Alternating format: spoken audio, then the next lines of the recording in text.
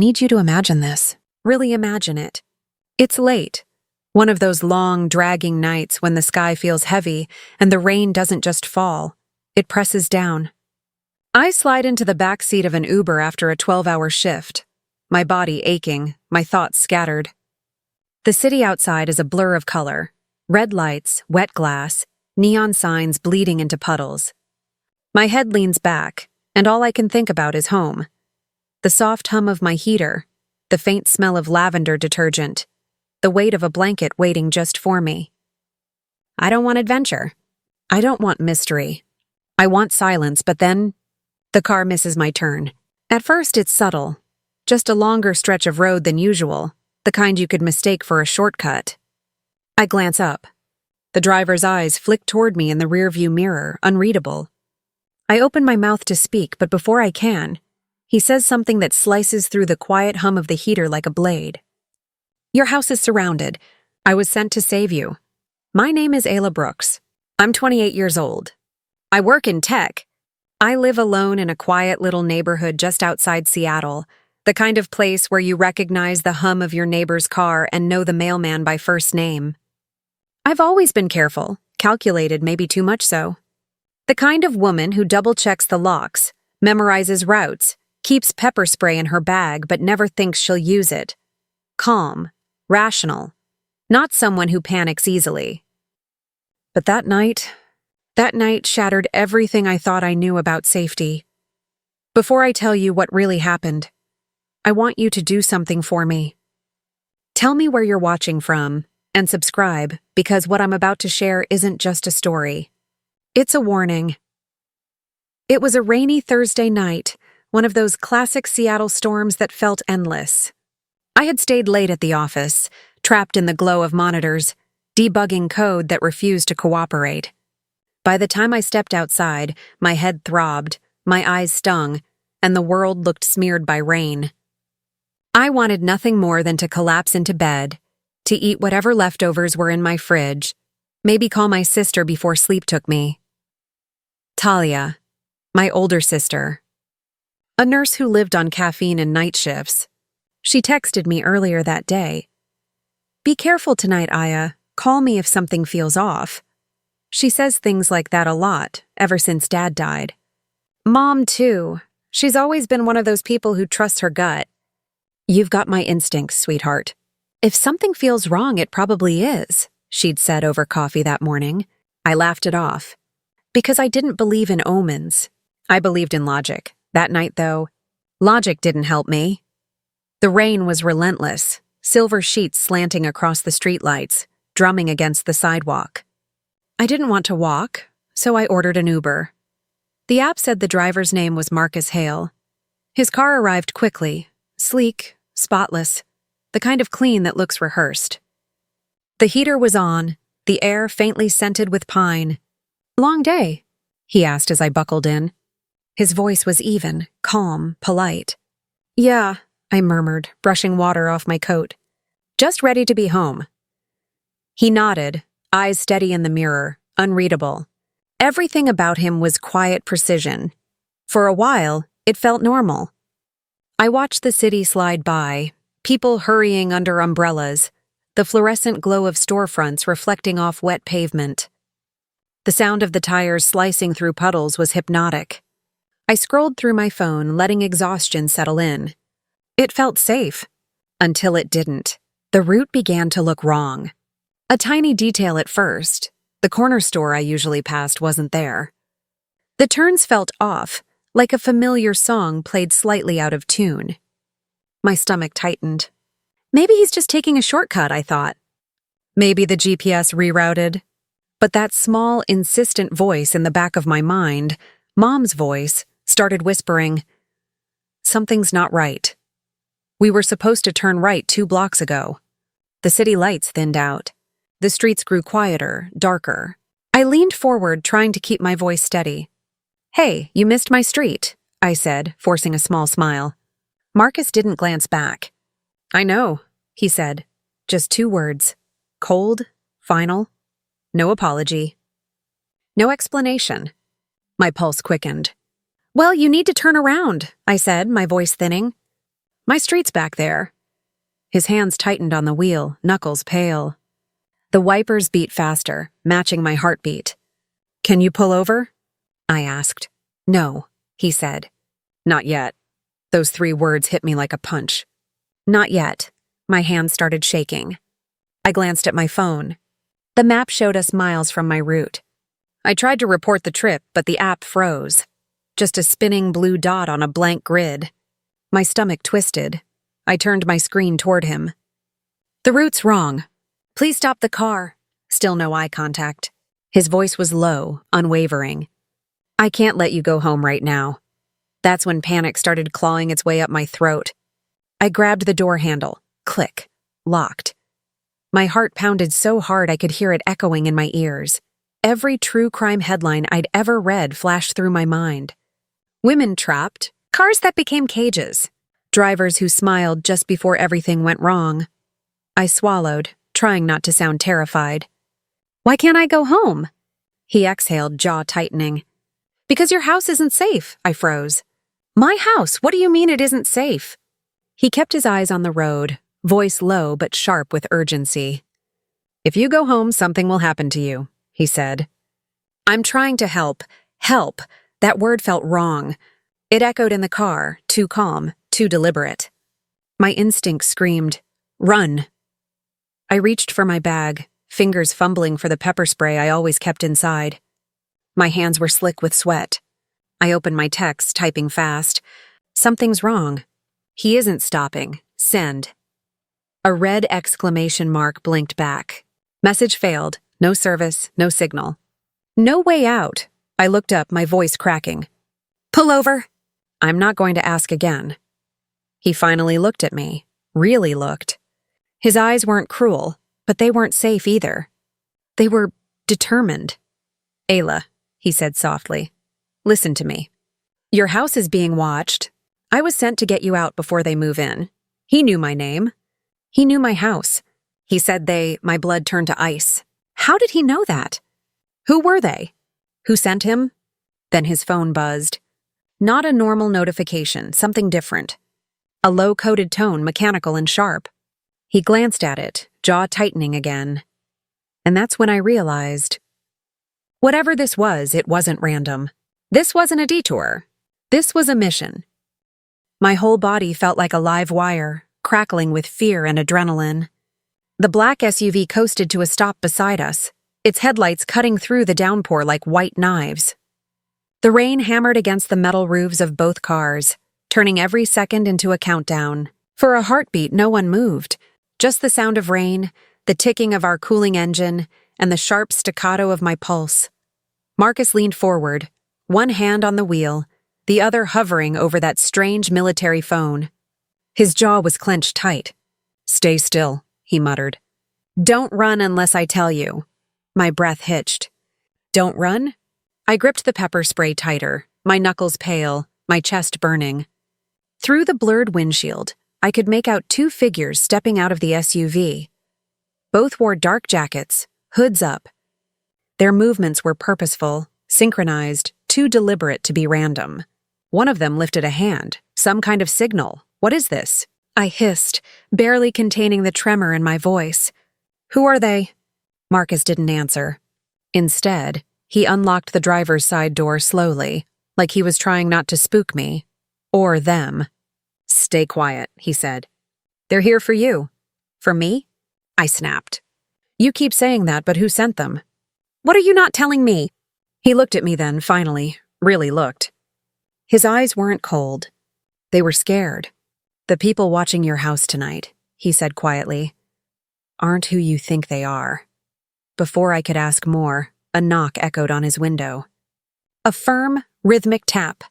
He rolled it down an inch. A man's voice came through, muffled but commanding. Confirm package secure. Package. The word hit me like a slap. Was I the package? Marcus answered in the same clipped tone. Confirmed. Minimal resistance. I felt something inside me snap. Minimal resistance? I spat. You're talking about me like I'm... The man outside interrupted sharply. Open the door. We're losing time, Marcus hesitated. She doesn't trust you. She doesn't have to, the man replied. Orders were clear, that was enough. My survival instincts screamed louder than my fear. I yanked at my seatbelt, unclicked it, and shoved the door handle. This time it gave. The cold night air slammed into me, thick with rain and exhaust. I bolted out of the car, my shoes splashing through puddles as I ran toward the nearest fence line. "Aya!" Marcus's shout cut through the storm. "Stop, they'll hear you." But I was done listening. Every nerve in my body was begging me to run, to live. I hit the chain-link fence, hands slipping on wet metal, trying to climb. Then, a blinding light flared behind me. The SUV's spotlight snapped on, flooding the yard in white. A voice barked, "Don't move!" I froze. Not out of obedience, out of raw, suffocating panic. My heart felt like it might explode. The man from the SUV stepped closer, his hood slipping back. He wasn't a cop. No badge, no uniform, just sharp eyes and a radio clipped to his vest. His presence felt military, but wrong, something unofficial, something secret. Marcus had gotten out too, both hands raised. "She doesn't know," he shouted over the rain. "She doesn't know anything yet." The man's response was icy. "That was your job, to make sure she didn't panic. You failed." A second figure circled behind me. I could hear boots crunching wet gravel. I spun, spraying wildly. The pepper spray hissed in a bright arc, catching the light. Then a gloved hand smacked it from my grasp. I stumbled backward, breathing ragged, ready to fight bare-handed if I had to. "Enough," the first man said. "We're not here to hurt you, Miss Brooks." I stared, rain dripping from my hair, my heartbeat pounding in my skull. "Then what are you here for?" He exchanged a look with Marcus, then reached slowly into his coat. My body tensed, ready to run again. But he didn't draw a gun. He pulled out a small metallic badge, smooth, unmarked, except for a single engraved symbol, a circle split by 3 lines, like a sun being eclipsed. Marcus lowered his head slightly. "I told you she wouldn't understand." The man's eyes locked with mine. "Ayla Brooks, your work in predictive AI systems was flagged 2 months ago. Someone inside your company sold part of your project. To the wrong people. Tonight they were coming for you." My mouth went dry. "That's insane. My project was encrypted?" He interrupted. "Yes, until it wasn't." He stepped closer. "We intercepted chatter about a contract on your address. You weren't supposed to make it home tonight." I shook my head, the rain mixing with tears I didn't remember shedding. "You expect me to believe that? That some secret group is after my code?" The man looked at Marcus. "Show her." Marcus hesitated, then unlocked the black phone. The screen came to life. Grainy footage, security cam angle. My own house. My street. A dark SUV parked across the road. 2 shadowed figures standing near my porch. One of them held something metallic. I gasped, stepping closer. That's tonight," Marcus nodded grimly. "That's what I was trying to keep you from walking into." For a moment, all I could hear was the rain. My thoughts spiraled, trying to find footing between disbelief and dread. If it was real, then I'd almost gone home to die. If it wasn't, then I'd just walked into something even worse. I turned to Marcus, my voice barely a whisper. "Who are you?" He looked at the other man, then back at me. "Not who you think," he said. "And neither are you." The man from the SUV stepped forward. "Get in, we don't have time." "They've already traced the signal." "Signal?" I echoed. Marcus's phone buzzed again, this time a sharper tone. He glanced down. His face went pale. They found us. Before I could react, the entire sky lit up, an explosion of light far down the road, followed by a low, rolling boom that shook the ground beneath us. The other man shouted, "Move, now!" Marcus grabbed my arm, not harshly, but urgently. "Ayla, please, trust me just this once." I stared at the burning horizon, the glowing wreck of what might have been another car, or maybe a warning. My breath came in short, trembling bursts, and for the first time all night I realized something horrifying. This wasn't about one wrong Uber ride. This was the beginning of something far bigger. I looked at Marcus, at the badge, at the storm of light behind us. And as the SUV doors opened, I had to make a choice. Run into the dark alone, or step into the unknown with the people who already knew my name. The world outside blurred into streaks of rain and headlights, a trembling watercolor of fear and motion. The moment Marcus killed the engine, everything fell into a strange, loaded silence. We were sitting in a small pool of reflected light, like two ghosts waiting for a verdict. Neither of us spoke. The only sound was the rhythmic tick of raindrops hitting the windshield, a nervous metronome keeping time with my racing heart. Then the SUV ahead of us shifted. Its passenger door opened with a heavy, deliberate sound that cut straight through the storm. A man stepped out, his silhouette backlit by the dull beam of the overhead lamp. Rain soaked through his long coat instantly, but he moved with the slow, controlled posture of someone who'd been through chaos before, and survived it. He approached our car window, steady as if the storm itself made way for him. When he reached the glass, he leaned down, his face half lit by the dashboard glow. He smiled, if you could call it that. It wasn't a smile meant for comfort. It was too careful, too practiced, the kind people wear when they want to seem human but can't quite remember how. "Ayla Brooks?" he asked, his voice cutting through the rain with unnerving calm. I swallowed hard. My throat was dry despite the humidity, my breath trembling as I managed a faint whisper. "Yes." Without ceremony, he reached inside his coat and pulled out a badge. No drama, no flash. Just a small, matte piece of metal that caught the faint light for an instant before the darkness reclaimed it. It read, Detective Rowan Pierce. He didn't posture or threaten. His tone was simple, clipped. "We'll explain on the move. Get out of the car slowly." My legs didn't feel like mine anymore. They were soft, trembling wires barely holding my body upright. Marcus moved first, always the soldier, always in control. He reached over, opened my door, and gently steadied me as I stepped out into the cold, wet night. I turned to look at him, wanting to say something, anything, but the words refused to form. He just gave me that same steady look, a silent nod, as if he were handing me over to something sacred and fragile. Detective Pierce guided me toward the SUV, his hand light but firm on my shoulder. And then, just as I stepped closer, the back door swung open, and a figure inside stood up. My breath caught. It was Talia, my sister. Her hair was plastered to her forehead, her hospital scrubs hidden beneath a raincoat that clung to her frame. Her eyes, those wild, fierce eyes, were wide with something I couldn't name. Guilt? Relief? Maybe both. She climbed out and for a second just stared at me, her lip trembling. Then she reached for my hand like a drowning woman clutching a lifeline. I wanted to scream questions, to demand explanations, to pour all my confusion into words, but nothing came out. All I could feel was that impossible mix of relief and dread twisting inside me like a rope being pulled from both ends. The SUV's warmth hit me as I climbed in, fogging the windows instantly. I sank into the seat, trembling. Detective Pierce followed, closing the door behind us.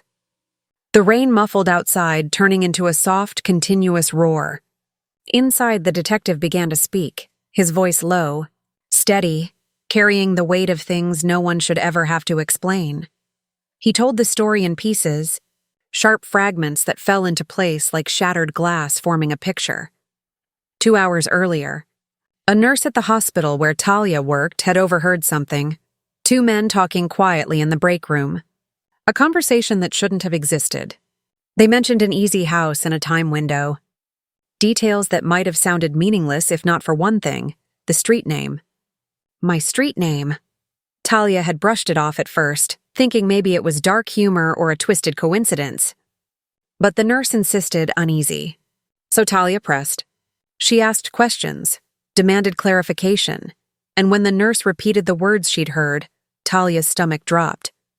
She went straight to security, voice shaking, heart pounding.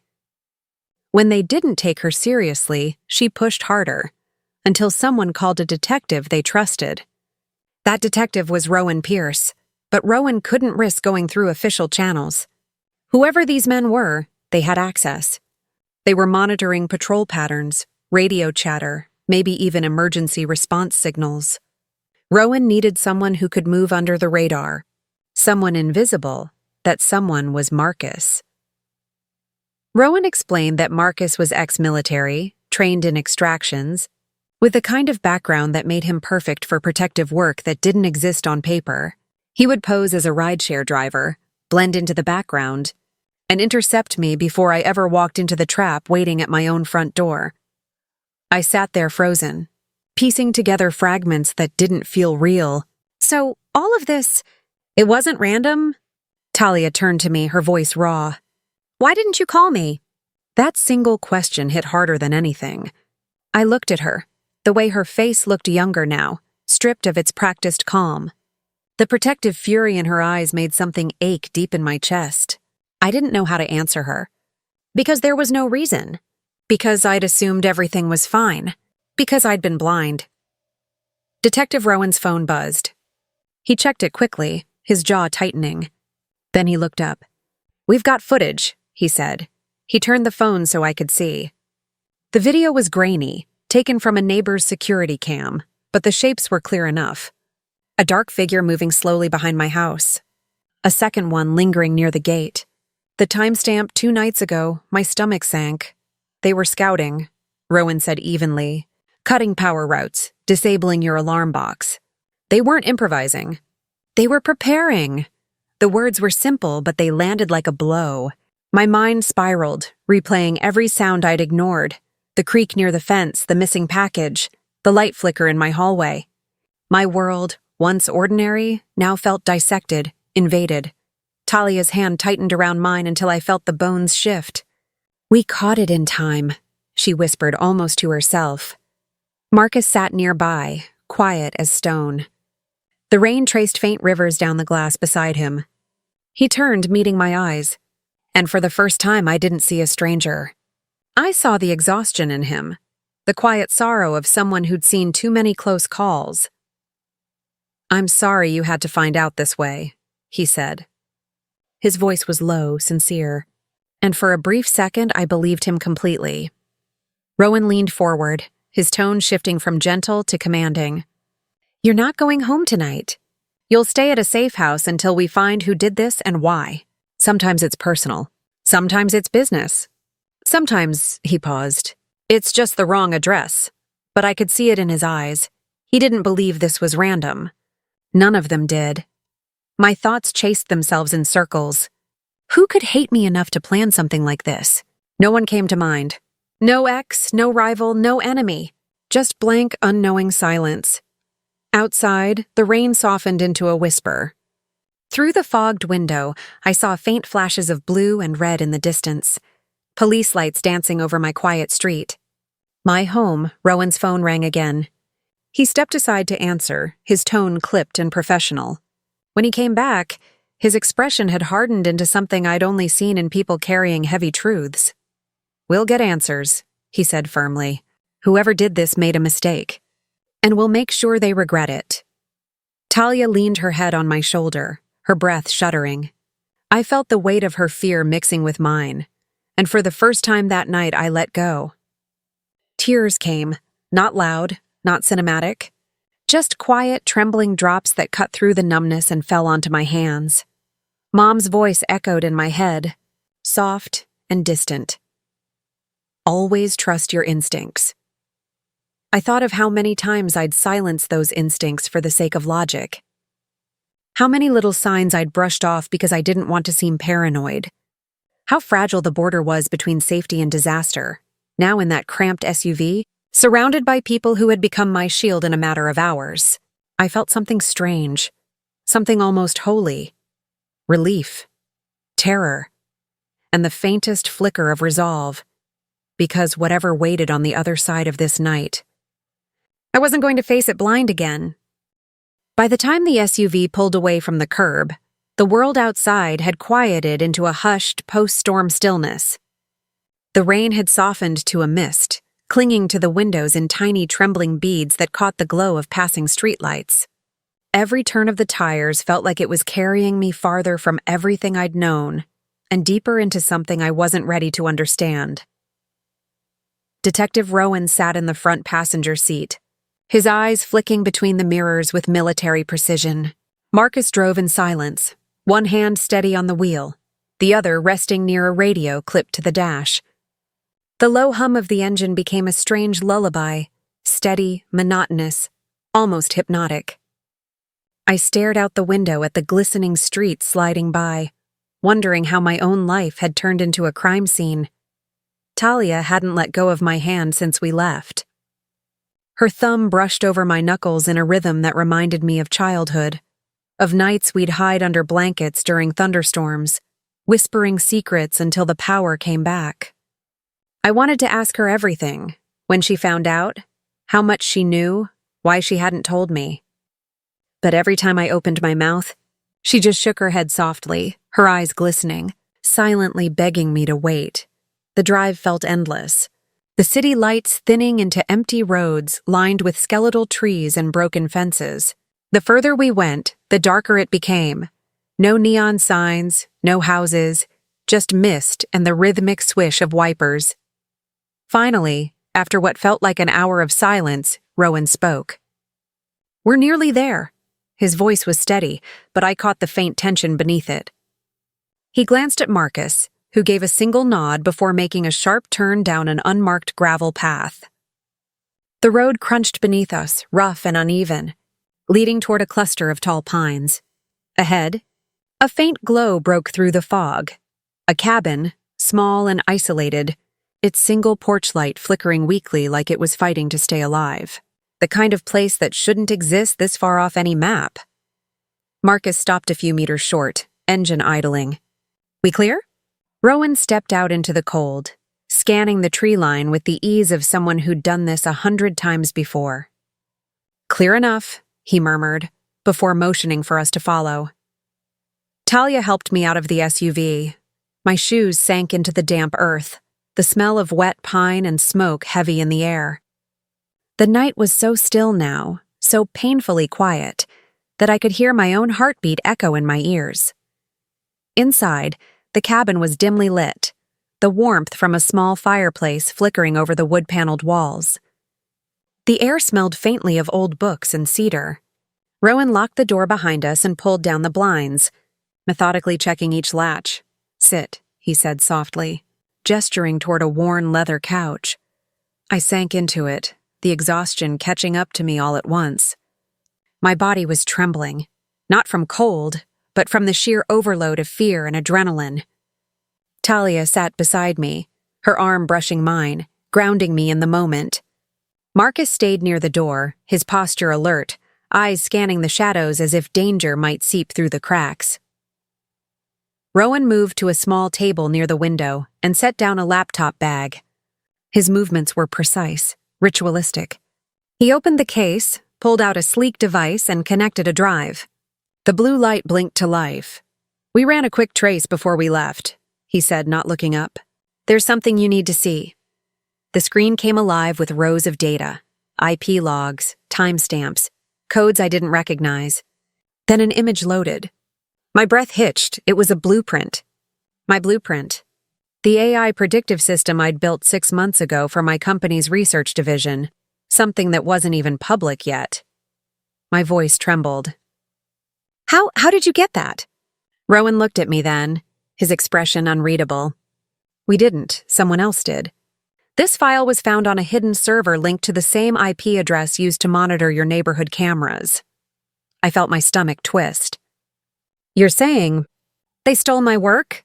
"Yes," Rowan replied. "And not just yours. Whoever these people are, they've been collecting fragments from multiple projects, pieces of systems designed to predict behavior, movement, decision-making. They're building something they shouldn't." The room felt colder suddenly. The fire crackled softly, but it didn't reach me. Talia turned toward him, her voice breaking. "But why her? Why Ayla?" Rowan hesitated, then reached into his coat pocket and pulled out a single photograph. He placed it on the table between us. My hands shook as I leaned closer. It was an image of a man, sharp jawline, dark hair, eyes like glass. He was standing near what looked like my office building. The timestamp read 3 days ago. "Do you know him?" Rowan asked. I frowned, trying to place the face. It felt familiar, hauntingly so. Then it clicked. That's Dr. Ellis. He was a consultant. We worked together for a few months before he left. I thought he moved overseas. Rowan nodded slowly. He didn't. He's been working under a different name, and his signature appears in the encryption layer of the stolen code. The words didn't make sense at first. Then they did. And when they did, I felt the blood drain from my face. So, this wasn't random, I whispered. No, Rowan said quietly. It never was. The silence that followed was suffocating. The only sound was the distant hiss of rain against the windows and the occasional crack of burning wood. I felt every heartbeat echo in my ribs. Talia reached for me, her hand trembling. "You're safe now," she said, but her voice wavered, betraying the lie we both wanted to believe. Rowan closed the laptop, his tone low and firm. "You'll stay here tonight. We'll post a team nearby. Tomorrow morning we start digging." He paused, looking straight at me. "But understand this, Ayla, this isn't over. Whoever wanted that code, they'll come looking again." He walked toward the door, speaking into his radio in clipped murmurs. The wind picked up outside, brushing against the cabin walls like a whisper. Marcus double-checked the locks, his face hard but eyes thoughtful. When they finally stepped outside to make their perimeter sweep, it was just me and Talia left by the fire.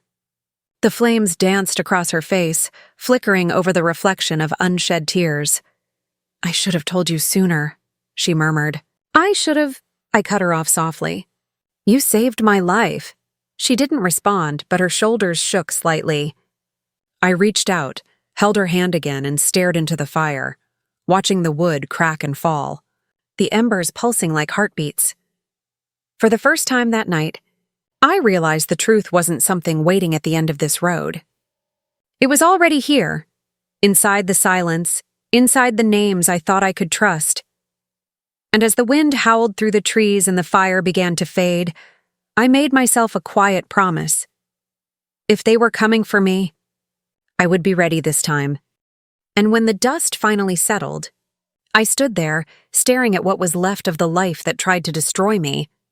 Maybe revenge doesn't fix what's broken, but sometimes it's the only language pain understands. The echoes of that night still haunt me, not because of what I did, but because of how easy it was.